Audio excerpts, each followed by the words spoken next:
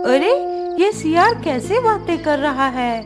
आखिर ऐसे कैसे हो सकता है? कहीं ये सियार सच तो नहीं बोल रहा? मुझे चलकर देखना चाहिए। नंदिनी आधी रात में ही लालटेन लेकर जंगल की तरफ निकल पड़ती है। अरे, ये नंदिनी इतनी रात्रि में कहाँ जा रही है? मुझे इसका पीछा करके देखना चाहिए।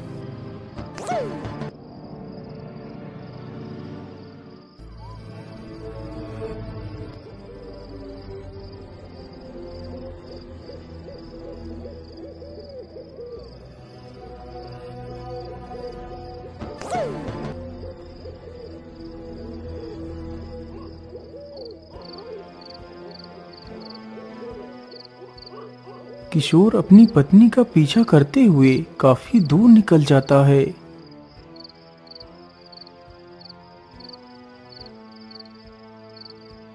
अरे, ये तो रुकने का नाम ही नहीं ले रही। आखिर ये जा कहाँ रही है? नंदिनी चलते चलते एक नदी के पास जाकर रुक जाती है। वहीं पर एक सियार बैठा हुआ था।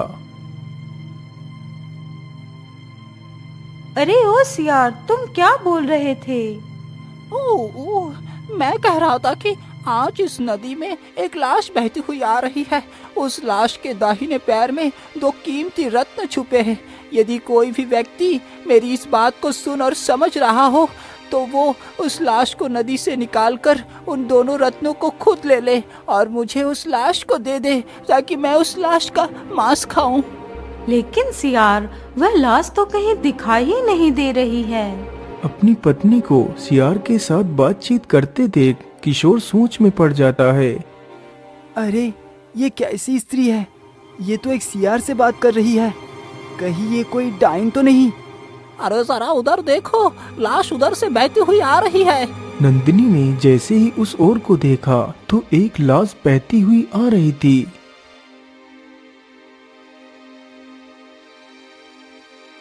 अरे तुम जल्दी से नदी के अंदर उतरो, नहीं तो वो लाश तथा वो कीमती रत्न तुम्हारे हाथ से निकल जाएंगे। ये बात सुनते ही नंदिनी पानी में उतर जाती है और वह जल्दी ही लाश को पानी से बाहर खींचकर ले आती है।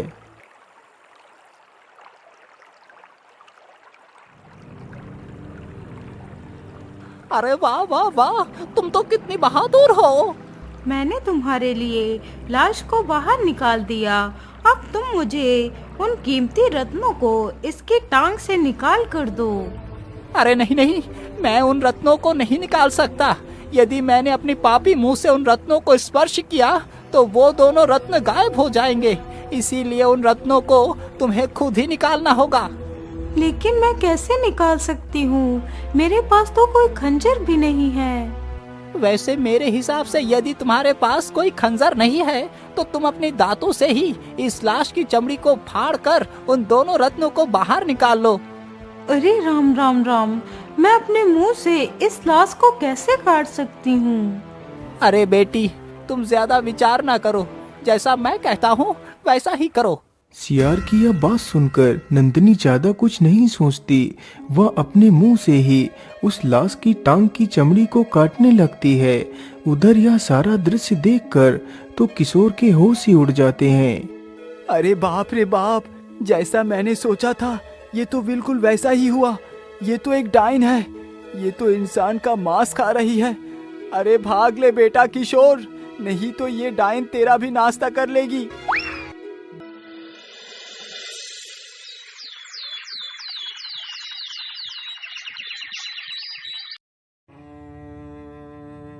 अरे बेटा, ये कैसी बातें कर रहे हो? आखिर 2 दिन पहले ही तो तुम्हारा विवाह हुआ है और आज तुम बहू को घर से भगाने की बात कर रहे हो। पिताजी, मैं एकदम ठीक कह रहा हूँ। मुझे इसके साथ नहीं रहना। आप इसे आज ही इसके मायके छोड़कर आओ। लेकिन बेटा, तुम बहू के साथ रहना क्यों नहीं चाहते? आखिर इसने क्या किया है?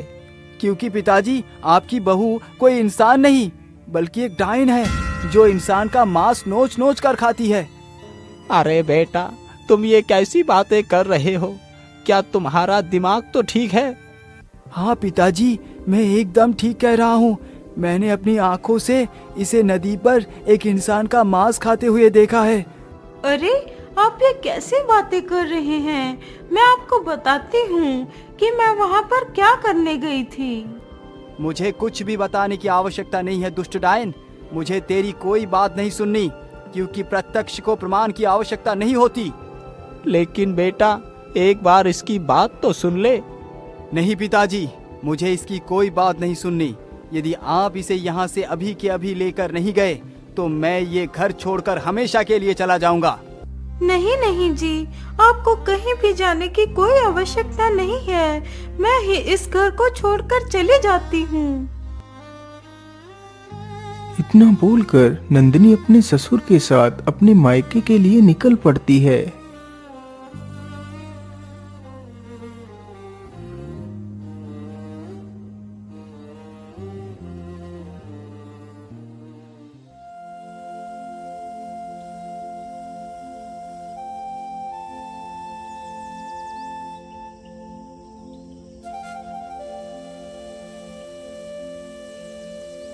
वह दोनों चलते चलते काफी दूर निकल जाते हैं। पैदल चलने की वजह से रामलाल तो थक जाता है।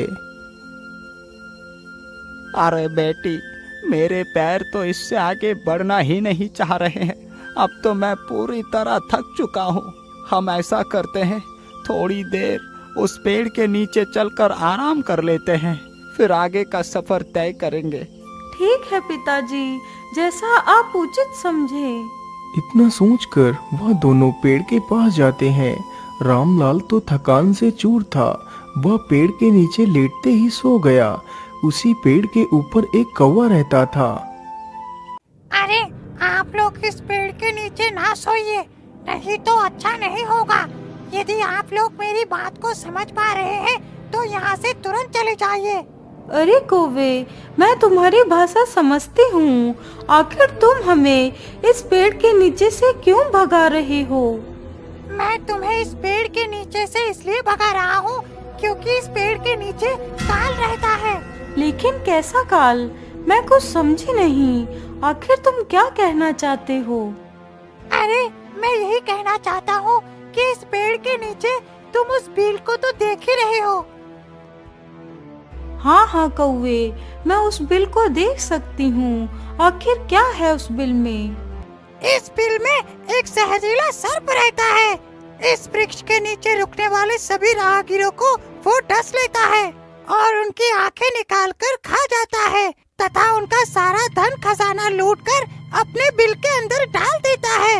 उस दुष्ट ने मेरे भी नन्हे नन्हे बच्चे को मारकर खा लिया। मैंने कसम खाई है कि जब तक उस दुष्ट को खत्म नहीं कर लूंगा तब तक इस पेड़ को छोड़कर कहीं भी नहीं जाऊंगा।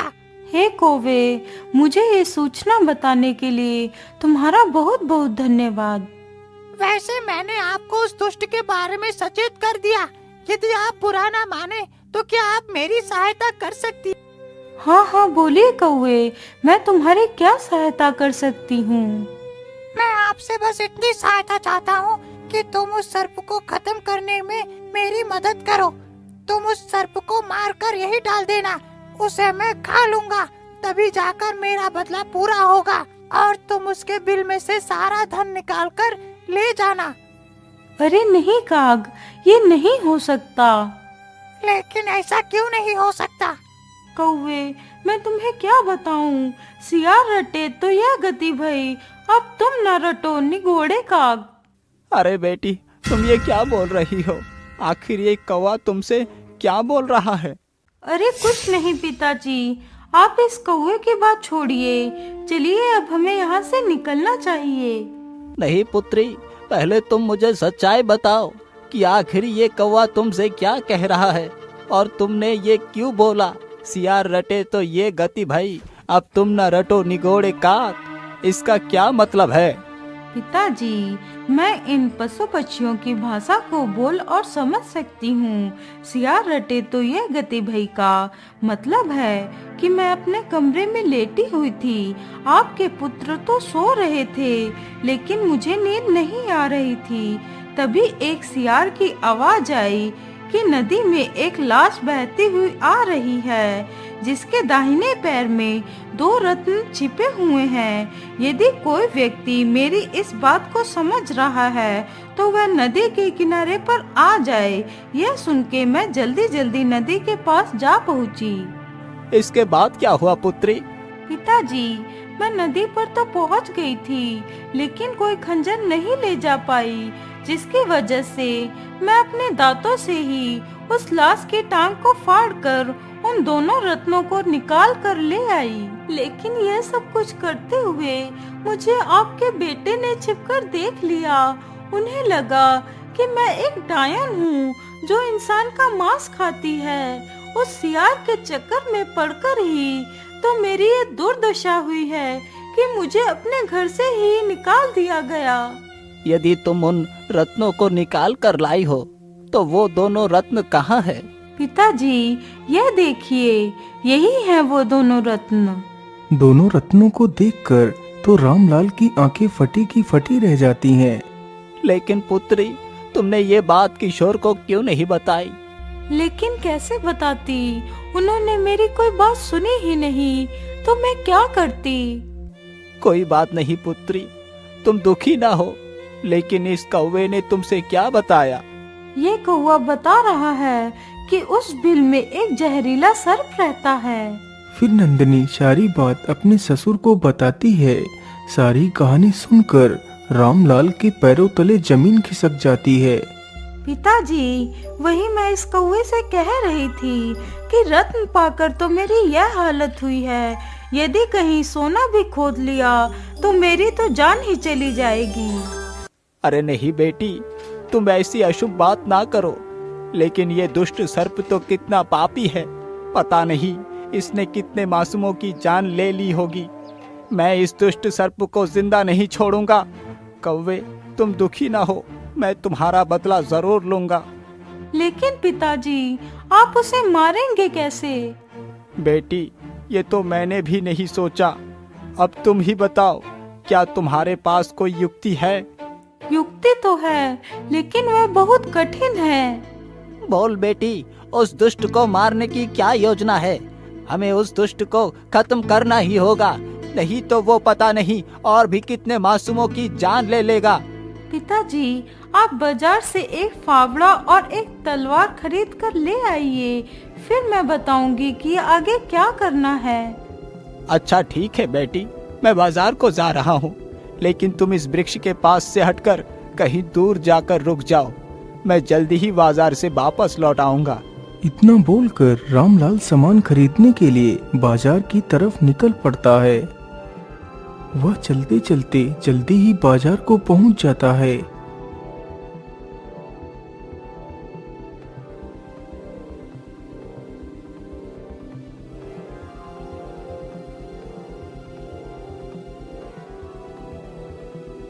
अरे लोहार भाई, आप मुझे एक फावड़ा तथा एक तलवार दे दीजिए।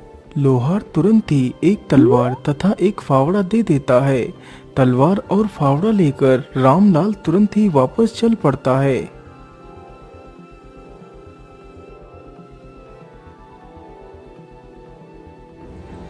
रामलाल जल्दी ही उस स्थान पर पहुंच जाता है जहां पर उसकी बहू खड़ी हुई थी। ये लो बेटी, मैं तलवार और फावड़ा लेकर आ गया हूँ। पिताजी, आप फावड़े को उधर दूर रख दीजिए और तलवार लेकर उस पेड़ के पीछे छिप जाइए। मैं इसी पेड़ के नीचे सोने का नाटक करूंगी। जैसे ही वह सर्प मुझ पर हमला करने के लिए आएगा, तभी आप उस पर हमला कर देना, जिससे वह सर्प मारा जाएगा। अरे नहीं पुत्री, तुम ये कैसी बातें कर रही हो? तलवार लेकर मैं नहीं, बल्कि तुम जाओ। मैं तुम्हें कोई भी खतरा मोड़ नहीं लेने दूंगा। अभी तुम्हारी पूरी जिंदगी पड़ी है जीने के लिए, और मेरा क्या, मैं तो अपनी जिंदगी जी चुका हूँ। मुझे कुछ हो भी जाए तो भी कोई फर्क नहीं पड़ता। अरे नहीं पिताजी, आप ये कैसी बातें कर रहे हैं? मेरे रहते हुए आपका कोई भी बाल भी बांका नहीं कर सकता। इतना बोलकर नंदिनी तलवार लेकर पेड़ के पीछे छिप जाती है और रामलाल चुपचाप वहीं पेड़ के नीचे लेट जाता है और सोने का नाटक करता है। कुछ देर गुजरने के बाद वह सर्प पेड़ की तरफ ही बढ़ता हुआ चला आ रहा था। अरे वाह वाह वाह, आज फिर से एक नया शिकार मेरी प्रतीक्षा कर रहा है।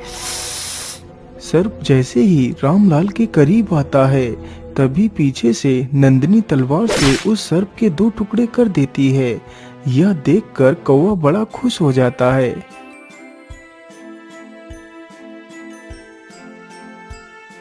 वाह बेटी वाह, तुम तो वाकई कितनी वीर हो। अब आप जल्दी से इस बिल को फावड़े से खोदिए। हाँ हाँ बेटी, मैं अभी खोदता हूँ। इतना बोलकर रामलाल फावड़े से उस सर्प के बिल को खोदने लगता है। कुछ देर खुदाई करने के बाद उस सर्प के बिल से काफी सारा धन तथा हीरे जवाहरात निकलते हैं। यह देखकर वह दोनों बहुत ही खुश हो जाते हैं।